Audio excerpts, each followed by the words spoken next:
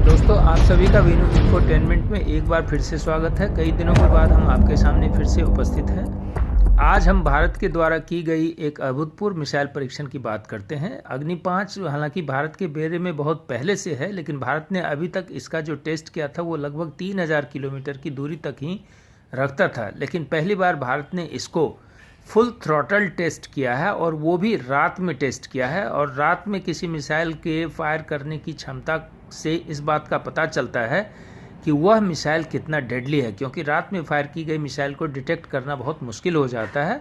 और जिस स्पीड और एक्यूरेसी से अग्नि मिसाइल चलती हैं, उससे तो चीन की नींद ऐसे ही पहले ही उड़े हुई रहती है, क्योंकि उनके पास रिस्पांस टाइम लगभग नहीं के बराबर होगा और इस मिसाइल को रोक पाना लगभग नामुमकिन है।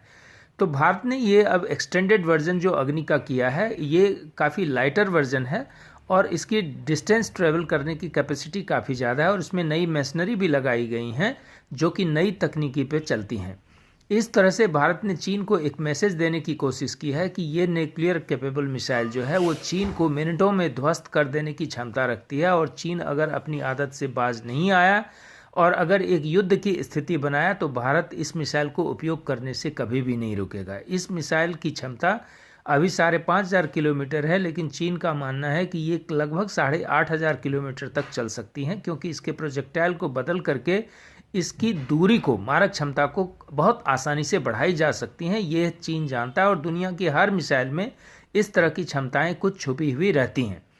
और यह न्यूक्लियर कैपेबल मिसाइल भी है और ये नई तकनीक भी है। इसके जद में पूरी के पूरी मध्य एशिया से लेकर के जापान, पूरा का पूरा चीन का हर शहर और यहाँ तक कि रूस और आधे यूरोप तक की क्षमता इसमें है। और आप ये तय मानिए कि भारत जो है इसको बहुत जल्द एक IBR तकनीक से भी इसको लैस कर चुकी है, जिसका कि अभी तक प्रदर्शन नहीं किया है। और अगर ऐसा होता है तो चीन के लिए भारत से युद्ध भूमि में सीधे आकर के युद्ध करना अब लगभग नामुमकिन हो जाएगा, क्योंकि चीन का कोई भी हथकंडा अब चलने वाला नहीं है। और इसी मिसाइल के टेस्ट के द्वारा जब चीन को आप नियंत्रित करते हैं तो पाकिस्तान जो चीन का पिछलग्गू है वह स्वतः नियंत्रित हो जाएगा। और पाकिस्तान के लोग तो अब खास करके अगर आप मीडिया को सुनते होंगे तो वो बोलने लगे हैं कि भारत का सैनिक जो है वो चीन को सिर्फ ललकारता ही नहीं है, उसकी हाथ पैर तोड़ करके ठिकाने लगा देता है। और ये डोकलाम के बाद अभी आपने फिर से देखा होगा कि अभी हाल ही में भारत के सैनिकों ने किस वीरता का परिचय दिया है।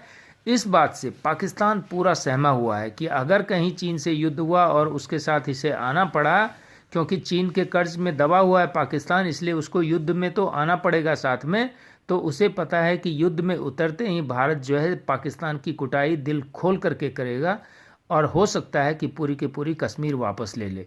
तो इस तरीके से एक मिसाइल से एक तीर से दो शिकार हुआ है। यह बंगाल की खाड़ी से आज छोड़ी गई है रात में, और यह हिंद महासागर के क्षेत्र में जाकर के गिरी हैं, जो कि काफ़ी एक सबसे आज तक का भारत का सबसे लंबी दूरी का ये टेस्ट हुआ है। और इस तरह से भारत ने सिर्फ चीन को नहीं दुनिया को भी मैसेज दिया है। उम्मीद करते हैं कि आपको ये कंटेंट काफ़ी अच्छा लगा होगा और आपको फ़ख्र महसूस हुआ होगा कि भारत भी अब एक शक्तिशाली देश के रूप में पूरी दुनिया में अपने को स्थापित करने की दिशा में आगे बढ़ चुका है। धन्यवाद।